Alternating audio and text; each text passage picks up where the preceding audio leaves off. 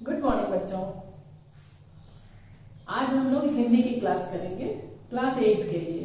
ठीक है, चलिए आज जो मैं वीडियो भेजूंगी डीजी साहब पे, तो उसमें क्लास 8 के बच्चे रेडी रहें। हम लोग जो पढ़ने जा रहे हैं, चलिए थोड़ी सी चर्चा कर लेते हैं।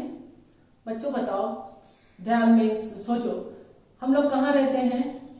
घरों में। ठीक है, ये घर, सड़क, इमारतें सब कहाँ बनी है? किस पर? पृथ्वी पर। एक ही आंसर होगा, पृथ्वी पर, जमीन पर, है ना। इसी जमीन का दर्द, इसी पृथ्वी का दर्द हम लोग आज पढ़ेंगे इस शीर्षक में, बूढ़ी पृथ्वी का दुख। ठीक है, बूढ़ी पृथ्वी का दुख, जो कवयित्री निर्मला पुतुल जी ने लिखा है। ये हमारी स्थानीय कवयित्री है, झारखंड के दुमका नामक स्थान में, संताल परगना में। तो इन्होंने कई पुरस्कार प्राप्त किए हैं, बहुत अच्छा लेखन है इनका। इनकी बाकी रचनाओं की भी चर्चा मैं करूंगी। पहले हम लोग आज की कविता पढ़ते हैं। ठीक है, डायरेक्ट आते हैं। बूढ़ी पृथ्वी का दुख। तो किस प्रकार का दुख कवयित्री ने व्यक्त किया है, आइए जानते हैं। कवयित्री कहती हैं, क्या तुमने कभी सुना है सपनों में चमकती कुल्हाड़ियों के भय से पेड़ों की चित्कार?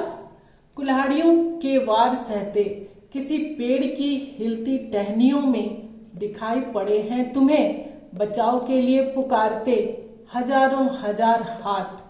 क्या होती है तुम्हारे भीतर धमस, कट कर गिरता है जब कोई पेड़ धरती पर? बच्चों देखिए, ये हमारे आज के समय की ज्वलंत समस्या है। पर्यावरण की सुरक्षा पर कवयित्री ने ध्यानाकर्षण किया है हमारा, कि देखिए हमारे आसपास ये घटनाएं हो रही हैं। आए दिन हम न्यूज़पेपर्स में पढ़ते हैं कि इतने पेड़ काट दिए गए, किसी पर्व त्योहार के नाम पर वहां जाते हैं और इस तरह से पेड़ों को काट करके और इमारती लकड़ियां चुराई जाती हैं। जो भी समस्याएं हैं, अल्टीमेटली वो असर पड़ता है हमारे पर्यावरण पर, मानव जीवन पर। तो कवयित्री कहती हैं कि क्या आपको जिस तरह हमें दुख होता है ना बच्चों, कहीं चोट लगती है, उसी तरह जब पेड़ों को काटा जाता है उन्हें भी तकलीफ होती है, और जिसे हम नहीं सुन पाते वही सुनाना चाहती है कवयित्री, है ना। कि कुल्हाड़ियों के वार सहते किसी पेड़ की हिलती टहनियों में दिखाई पड़े हैं तुम्हें, बचाव के लिए पुकारते हजारों हजार सहस्त्रों हाथ। ये जो टहनियां है ना पेड़ की, इसे कवयित्री ने हाथ बताया है। पेड़ भी चित्कार करता है, जब हम कुल्हाड़ी से वार करते हैं ना, पेड़ चित्कार करता है कि हमें मत काटो, बचाओ, save me, save trees. Class 7 में एक कविता है ट्रीज, उसमें भी सेम बातें बताई गई हैं इंग्लिश में। तो यही बात कवयित्री कह रही है कि क्या होती है तुम्हारे भीतर धमस, कट कर गिरता है जब कोई पेड़ धरती पर। सही में आप देखे होंगे या सुना होगा अपने आसपास, कोई पेड़ काट रहा है, जब गिरता है ना तो सच में सब टहनियां चरमराकर टूटती हैं और आवाज होती है ना, तो हमें भी धक से कलेजे पर लगता है। ठीक है, तो इसे कवयित्री ने अपने शब्दों में व्यक्त किया है। ठीक है,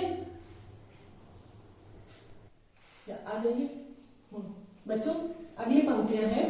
सुना है कभी रात के सन्नाटे में अंधेरे से मुंह ढांप किस कदर रोती हैं नदियां, इस घाट अपने कपड़े और मवेशियां धोते। सोचा है कभी कि उस घाट पी रहा होगा कोई प्यासा पानी, या कोई स्त्री चढ़ा रही होगी किसी देवता को अर्घ्य। कभी महसूस किया कि किस कदर दहलता है मौन समाधि लिए बैठा पहाड़ का सीना, विस्फोट से टूटकर जब चिटकता दूर तक कोई पत्थर। सुनाई पड़ी है कभी भरी दोपहरिया में हथौड़ों की चोट से टूटकर बिखरते पत्थरों की चीख। आइए देखते हैं इन पंक्तियों को। कवयित्री कहती है बच्चों, सीधा सीधा उन्होंने पर्यावरण की ओर हमारा ध्यान खींचा है कि हम अपने आसपास की आवाजों को क्यों नहीं सुनते। पेड़ों को दर्द होता है, नदियां भी रोती हैं रात में। कब? जब नदियों का हम पूरा उपयोग कर लेते हैं। नदियां भी रोती हैं रात में, जब दिन भर हम उन्हें प्रदूषित करते हैं तो रात को वो शांत नहीं रहती है। शांत होने का उनका जो कलछल की आवाज होती है ना, वही उनका क्रंदन है। कवयित्री के शब्दों में वो कहती हैं कि रात के सन्नाटे में अंधेरे से मुंह ढांप किस कदर रोती हैं नदियां, क्योंकि दिन भर हमने क्या किया, इस घाट कपड़े धोए, मवेशी धोए, गाड़ियां धोई। आज तो ये आम बात है कि नदी किनारे से भी गाड़ियां धुलती हैं, सारा पोल्यूशन उसमें जाता है, ग्रीस तेल वगैरह वगैरह। हाँ, और उस घाट जब हम ऐसा कर रहे होते हैं तो हमारे दिमाग में क्यों नहीं आता कि उस घाट कोई प्यासा पानी पी रहा होगा, जो कि यह जल उसके लिए कितना खतरनाक है, उसके लिए कितना इंजूरियस हो सकता है। आप देखिए, फिर उस घाट कोई पवित्रता पूर्वक बहुत ही पावन मन से भगवान को अर्घ्य दे रहा होगा, और वैसे जल को जिसे इतना पवित्र रूप में वो पूज रहे हैं, हम उसे प्रदूषित कर रहे हैं। तो हमें संभलना होगा, अपनी पृथ्वी को बचानी होगी, यह पृथ्वी का दुख है। सोचा है कभी कि ये हो गया, कभी महसूस किया कि किस कदर दहलता है मौन समाधि लिए बैठा पहाड़ का सीना। हम पहाड़ों को तोड़ देते हैं, है ना, रेल लाइनें बनानी है, सड़कें बनानी है। ये पहाड़ प्रकृति के अनमोल धरोहर है, इन्हें बनाने में हम अक्षम हैं, बन ही नहीं सकता, पहाड़ बना ही नहीं सकते। ये सदियों के सहस्त्रों वर्ष लगे हैं बनने में।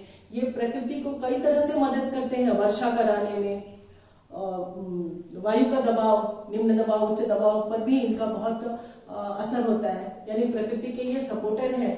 हाँ, प्रकृति को अनुकूल बनाए रखते हैं, हमारे जीने के अनुकूल, उन्हें हम तोड़ देते हैं। तो ये पर्वत भी चित्कार करते हैं। किस रूप में चित्कार करते हैं? मौन समाधि लिए बैठा पहाड़ का सीना, विस्फोट से टूटकर जब छिटकता दूर कोई पत्थर। तो सुनाई पड़ी है कभी भरी दोपहरिया में हथौड़ों की चोट से टूटते बिखरते पत्थरों की चीख? नहीं सुनी है ना, तभी तो हम पोल्यूशन फैला रहे हैं। जिस दिन यह मानव समाज यह सुन लेगा कि हाँ, इन्हें भी दर्द होता है, हमारे सीने में यह चोट पहुंचेगी, तो यह हम पोल्यूशन ऐसा नहीं करेंगे, उसके विकल्प ढूंढेंगे, जाहिर है। ठीक है, अब चलो हम लोग अगली में चलते हैं, इसके आगे की पंक्तियों में। ठीक है, अगली पंक्तियां हैं बच्चों, ध्यान दीजिएगा। खून की उल्टियां करते देखा है कभी हवा को, अपने घर के पिछवाड़े थोड़ा सा वक्त चुरा कर बतियाया है कभी। कभी शिकायत न करने वाली गुमसुम बूढ़ी पृथ्वी से उसका दुख, अगर नहीं तो क्षमा करना, मुझे तुम्हारे आदमी होने पर संदेह है। यहाँ कवित्री कहती हैं, कवित्री एक्चुअली निराश हो गई है हमारे इस पोल्यूशन फैलाते हुए मानसिकता से। कवित्री कहती हैं कि हम क्यों इतने पढ़ लिख कर भी इतने तटस्थ क्यों हैं। हमारी तटस्थता पर कवित्री प्रश्न उठाती हैं कि माफ करना, मुझे तुम्हारे आदमी होने पर संदेह है, तुम्हारी मानवीयता पर प्रश्न है कि क्यों नहीं तुम इन्हें रोकते हो, क्यों पेड़ों को कटने देते हो, नदियों को प्रदूषित होने देते हो, क्यों पर्वतों को गिरा पड़ा कर तोड़ फोड़ कर बर्बाद कर रहे हो, क्यों क्या हवा को प्रदूषित कर रहे हो। हम लोग हवा को प्रदूषित कर रहे हैं, सिर्फ मोटरों से, गाड़ियों से ही नहीं, एसी से, तरह तरह की आवाजों से, इस तरह से हम प्रदूषित कर रहे हैं। प्रदूषण हमारे चारों ओर है, और तो और नेटवर्क से, आज हम नेटवर्क के बिना जीवित नहीं रह सकते, इस तरह से हम जुड़ गए हैं। आज की आपकी पढ़ाई देखिए नेटवर्क पर डिपेंडेंट है, नेटवर्क नहीं हो मैं कैसे भेज पाऊंगी, आप कैसे नेट से पढ़ाई कर पाओगे। तो इस तरह से ये सारा पोल्यूशन, सारा प्रदूषण फैला रहा है, जिसे हम और आप अभी नहीं समझ रहे हैं, लेकिन इसका जवाब भी हमें ही देना होगा। हमारे आने वाली पीढ़ियों को हम क्या देने जा रहे हैं, कैसी प्रदूषित पृथ्वी। इस पृथ्वी को दर्द होती है, और उस दर्द को निर्मला पुतुल ने हमारे सामने रखा है कि हम अब नहीं समझेंगे तो कब सुधरेंगे, हमें समझना होगा। और यदि हम ऐसा नहीं समझते हैं, अपनी पृथ्वी के पेड़ों को नहीं बचा सकते, नदियों को नहीं बचा सकते, और पर्वतों को नहीं बचा सकते, और इस वायुमंडल को नहीं बचा सकते, तो हम पृथ्वी का दुख नहीं समझ सकते। और इसलिए हमारी मानवीयता पर भी कवित्री ने प्रश्न चिन्ह लगाया है। बच्चों, आप इसे घर पर पढ़ें, और फिर हम लोग इसके प्रश्न उत्तर पर डिस्कशन कर लेते हैं। आइए बच्चों, अब हम लोग पाठ के अंत में जो प्रश्न उत्तर दिए गए हैं, इस पर चर्चा कर ले जरा। इस कविता में कवयित्री किससे प्रश्न पूछ रही हैं? इस कविता में कवयित्री आम मनुष्य से, आप बच्चों से, हम शिक्षकों से, पूरी मानव जाति से प्रश्न कर रही हैं। ठीक है, पहाड़ का सीना क्यों दहलता है? जब हम उस पर हथौड़े से चोट करते हैं, उसे तहस नहस करते हैं, तोड़ते हैं, मशीनों से गिराना शुरू करते हैं, पहाड़ को का सीना दहलता है, यानी पहाड़ भी कांपता है, उससे दुख होती है, अंत में हमारी पूरी पृथ्वी को दुख होती है। कवयित्री को किसके आदमी होने पर संदेह है? हम सब आदमी खुद को कहते हैं ना कि हम इंसान हैं, लेकिन जब हम तटस्थ हैं, अपने आसपास गिरते पेड़ों को नहीं देख सक रहे हैं और नदियों के पोल्यूशन को नहीं रोक पा रहे हैं, यानी हमारे आसपास जो कुछ घटित हो रहा है और हम तटस्थ बने हुए हैं, इस बात का कवयित्री को बहुत दुख है। बूढ़ी पृथ्वी ये हो गया। अब आइए बच्चों, आगे जो है ये इससे है, व्याकरण से संबंधित है। आपकी समझ से कवयित्री ने पृथ्वी के लिए बूढ़ी विशेषण का प्रयोग क्यों किया है? हमारी पृथ्वी सहस्त्रों वर्षों में बनी है ना।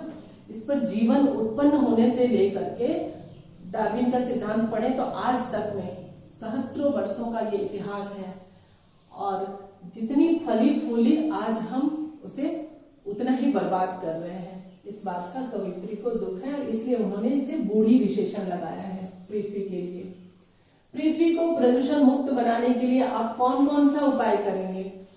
तो मुझे लगता है बच्चों, सबसे पहले जो हम उपाय करेंगे, पेड़ों को कटने से रोकेंगे। इस कविता के आधार पर जो पेड़ कट रहे हैं उन्हें दुख हो रहा है, सहस्त्रों हाथ उसे चित्कार कर रहे हैं। पहली बात कि हम पेड़ों को कटने से रोकें।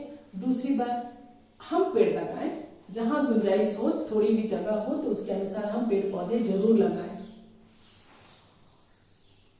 और नदियों को प्रदूषित होने से रोकें, हवा को जहरीला बनाने में कम से कम हो, है ना, बहुत जरूरी हो तभी गाड़ियों को चलाएं। कोशिश करें ज्यादा से ज्यादा मैन पावर वाला साइकिल वगैरह यूज करने का, यानी हवा का प्रदूषण रोकना है, नदी का प्रदूषण रोकना है, पहाड़ों को तोड़ने से रोकना है, पेड़ों को कटने से बचाना है। फिर किसी पेड़ को कटकर धरती पर गिरते देखकर आपके मन में क्या विचार उठते हैं? लिखिए, विचार क्या उठते हैं आप बताओ। मुझे लगता है कि सबसे पहले तो हमारे दिल में, कलेजे में धक्का पहुंचता है कि अरे एक सैकड़ों साल का पेड़ होगा, 50 साल का होगा, 20 साल, इससे पहले कोई पेड़ नहीं बनता पौधा, तो इतने वर्षों में तैयार हुआ जो हमने उसे कुछ मिनटों में काट कर गिरा दिया, ये विचार आता है। दूसरा, ऑक्सीजन कम हो जाएगी। आपको जैसा पता है ऑक्सीजन तो एकमात्र पेड़ पौधे देते हैं, हरे पेड़ पौधे।